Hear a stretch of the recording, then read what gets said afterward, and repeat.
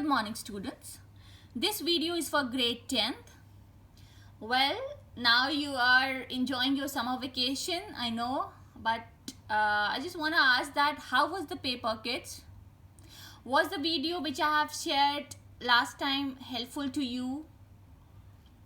Well, in today's video I am going to come up with the detailed solution of your PT1 exam objective question, section A. And I want each and every one of you to please write your score after matching the solution. Please write your score. If you remember, please write your score. How much are you getting? Because here I am going to provide you the solution of all the 20 questions. The question number 1 was, Shalu is finding HCF of 2, 4, 2, 6 and 15 by Euclid's division algorithm. Her first step is written this. Which of the following is the next step? Now we know the Euclid's division lemma. If you solve using that, then you will get option number D. This is the correct option. So this is option number D is the correct option. So this is going to be my new dividend, and again the divisor is going to be my new remainder as per the Euclid's division lemma. So this is my correct option. Question number 2. Choose the correct statement about the number 2 into 3 into 63 to the power n, where n is a natural number. The number will be divisible by 14 for any value of n, and the number will be divisible by 15 for some value of n. Here it is any value, and here it is for some value of n, right? Now you have to see that which of the following statement is true. Now in this case only the statement 1 is true. Why? Here is the explanation. For a number to be divisible by 14, it should be divisible by 2 into 7, because 2 into 7 are the factors of 14, isn't it? And for the number divisible by 15, it should be divisible by 3 into 5, because 3 into 5 are the factors of 15. Now, if you find the prime if you see the question, the prime factorization of is 2 into 3 into 63, it can be written as 2 into 3 to the power 3 into 7, right? Because 9 7s are 63, so we can write it like this. So we can find it only it is divisible by 14, because 7 2s are 14. There is no 5 over here, so it is not divisible by 15. So there is a no factor of 5 in the prime factorization. Therefore answer A is the correct option. Question number 3. Which of the following number are divisible by 10? Which of the following number are divisible by 10? The correct option is only 2. This is only divisible by 10, right? Why it is divisible by 10? Because for the divisibility of 10, it should be divisible by 2 into 5 to the power n, right? Now we have 2 here, we have 5 here. We have 2 but we don't have 5. We have 5 but we don't have 2. So both is mandatory, that is 2 and 5. The presence of 2 and 5 both is mandatory, and that is possible in only option number 2. Therefore B is the correct option. Question number 4. The LCM and HCF of two numbers are written in the prime factorization form as shown in the below. Choose the correct statement related to the numbers, right? I have to choose the correct option, that the product of the two numbers will be this much and the two numbers can be this and this. That I need to find. Now the correct option is whether both the statements are right or only one is right. So only the statement 1 is right in this question. Why? Because for any two positive integer a and b, we know that LCM into HCF is the product of the number, right? So if HCF is this much, LCM is this much, then LCM, the product of number, will be how much? This into this. If you multiply this, you are going to get this. So only 1 is right. LCM into HCF is the product of the number. I hope students you remember in the last video I told you that the direct question are not going to come in your exam. Question will be easy but tricky, but bit tricky. So now I hope that you understood the pattern, and this will help you to clear your basic concepts, right? Now question number 5. Which of the following relation between the two positive integers x and y is true? I have to find the relation. So the correct option is B. That is x square equals to 36y square. Why? Because I said that it is a two positive integers x and y, isn't it?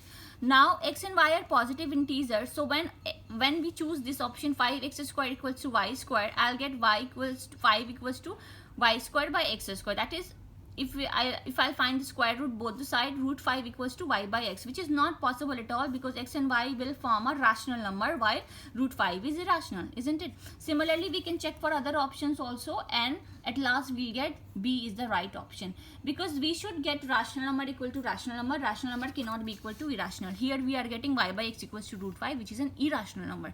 Therefore, option B is the right option. Moving ahead. That is my question number 6, which is choose the correct statement. The sum of the two rational number will be in the form of p by q, where p and q are integers and q is not equal to 0, and the sum of two irrational number can't be in the form of p by q. Which one is correct and which one is incorrect? That you need to find. Well, only option 1 is correct. This is the correct option. That is only option 1 is correct. This is the right answer. Why? Here is the explanation. Suppose a, b, c, d be the positive integers, then I can say that a by b plus c by d should be equals to bd is going to be your LCM, and you will get this. So this can be represented as p by q, where q is not equals to 0. Now if I talk about irrational number, for example this, then the sum of these number is 4, which can be represented as p by q, and q is not equals to 0. Therefore 4 by 1. Therefore this is my right answer. That is the sum of two rational number will be in the form of p by q, and sum of two irrational number can't be in the form of p by q, which is not true, because these are my irrational number and this can be represented in the form of p by q, right? Can be, and here it is can't. Therefore only option 1 is the correct option. Question number 7, which of the following is true about px equals to this much? Hence a, b, c, d, e, f are the real numbers. There are 4 options given over here. Option C is the right answer. That is, the number of 0 px can be 5 or less than 5, because it is a polynomial in one variable and the highest degree is of variable is 5. Therefore the power of the polynomial is 5. So maximum it can be 5 or less than 5, right? The number of zeros I'm talking about, so definitely it is we can find the number of zeros as depending on the power of the polynomial. So it is 5, so it can be 5 or less than 5 also. So these are the solution of the linear equation in two variable. Now question number 8, px equals to ax plus b is drawn on the graph paper. Choose the correct statement related to this. This is question number 8, right? Now which one of the following is the right answer? Now this is question number 8. The right option is B. Only 2 is correct. That is a into 1 plus b equals to 0. How only 2 is correct? Here is the explanation of this. The given graph cuts the x-axis only once. Hence there is only 1 0. Therefore since the graph cuts x-axis at 1 0, therefore p1 is equals to a into 1 plus b equals to 0. If you can see that it cuts the number of zeros. If you remember in the polynomial, I taught you that if it's going to be like that, that the point at which the graph cuts the x-axis are the number of zeros. Here it cuts the x-axis at only 1 point, therefore the number of zeros is going to be only 1, right? Now, question number 9. Choose the correct statement. Choose the correct statement related to the graph shown in the figure. Now, what is the solution of that? The solution is A, only 1 is correct. The number of zeros of the polynomial is 0. So here, the number of zeros of the polynomial is 0. I said 0. Why I said 0? Because this is my x-axis. This is my y-axis. I said the number of zeros I can define only depending on how many times it is cutting the x-axis. How many times is it cutting the x-axis? It is not cutting the x-axis at any point, right? Therefore the number of zeros of the given polynomial is 0, right? So option A is the correct option. The same is explanation is there that the graph doesn't cut the x-axis, hence there is no zero of the polynomial, and we can calculate the sum of the zeros as minus coefficient of x by coefficient of x squared, which is 4 by 5, right? So even though the sum of zeros can be found from the polynomial equation, the zeros are individually not defined since the graph polynomial doesn't cut or touch the x-axis. So this concept is very important. You can star mark this concept. This concept is very important, right? Question number 10. That is, you throw a ball from -4 0 as shown in the figure. Suppose path of the ball is a parabola graph of a quadratic polynomial, and this graph can only 1 0. What is the maximum height the ball can achieve? So this is the question, and these are the solution. The correct option is 4 unit, because this is my minus 4, this is 0, and the distance is 4 unit, right? So over here I can say that since the trajectory of the ball has only 1 0, so it should touch the x-axis at only one point as shown in the figure, right? So if in case of parabola, if the trajectory is going to be like this, so what is the distance from here to here? That is from 0 to minus 4, right? That is from 0 to minus 4. So therefore this is the maximum height it can achieve, right? So moving ahead with question number 11, that is, suppose 2 and 3 are the zeros of px. Which of the following will be the zeros of 5 into px? Which of the following are the zeros of 5 into px? The correct option is 2 and 3. 2 and 3 is the correct option for this question. Why?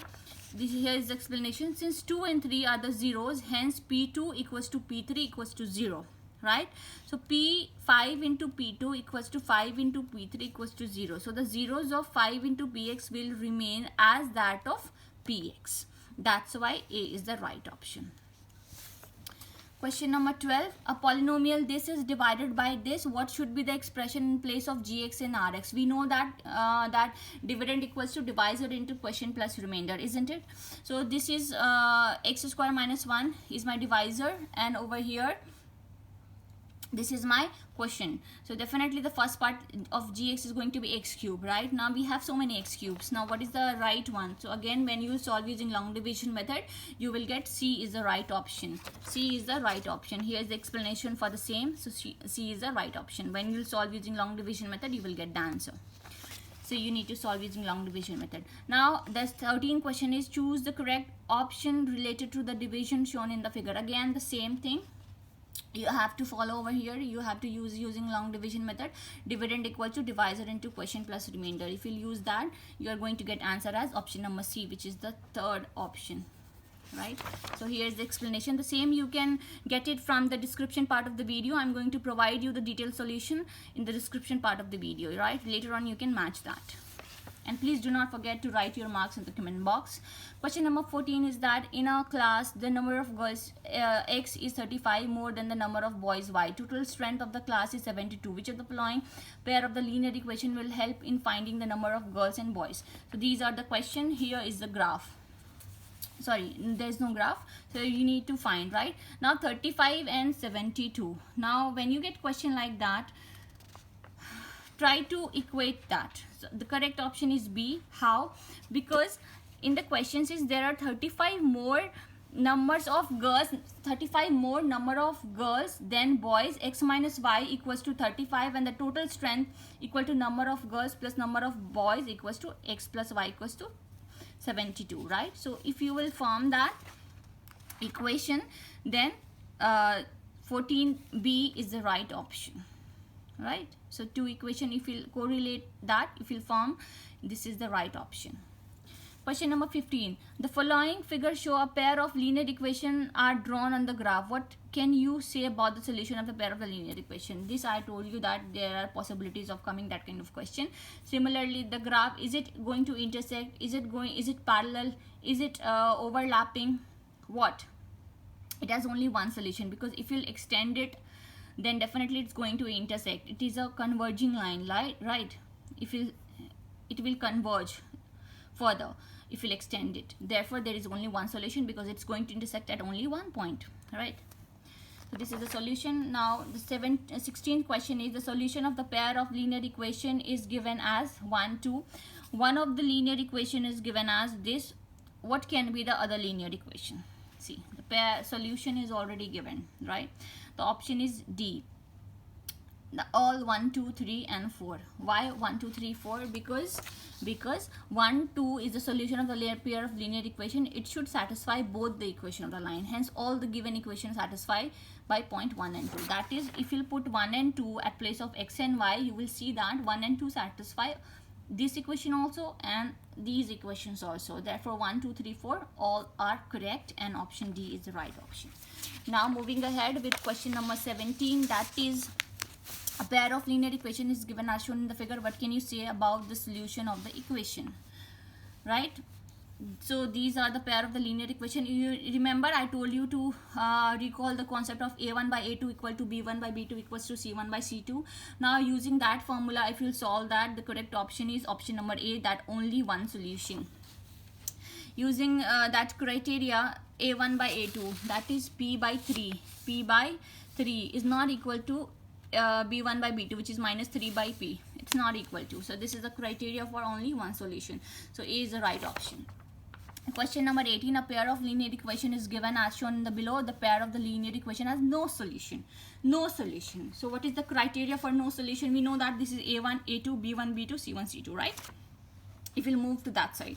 So for no solution, we know that this is going to be the criteria, that a1 by a2 equals to b1 by b2 is not equal to c1 by c2. If you solve that, you will get the value of k is not equal to 125. So option B is the right option. Question number 19, that two trains are traveling in the same direction along different rail. What can be the equation? Now this is the statement and I have to frame the equation. So if you read carefully, then you will see that option A is the right option. Why? Because doesn't collide means that the train travel in a parallel path. The pair of the linear equation shown is option A are the only pair in the given option which represent parallel lines, right? So when see, this is a very important question, and when you solve that, you have to be very careful and you have to read all the instruction minutely. Now the last question, that you need to find the solution of the given pair of non-linear equation and to convert the non-linear equation to the linear. Which of the following substitution is appropriate?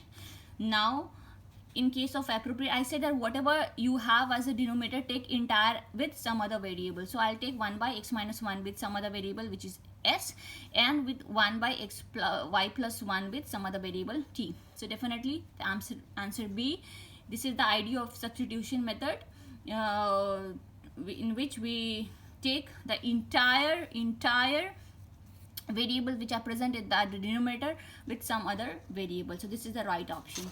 So students, I have provided all the answer of the question of PT1 exams to you. I hope that I wish in fact to that you should score good marks in the exam. In case of any doubt, please you know that you can write your views in the comment box, like the video, share the video, and if you have not subscribed it, please subscribe the channel. Thank you, take care and stay safe.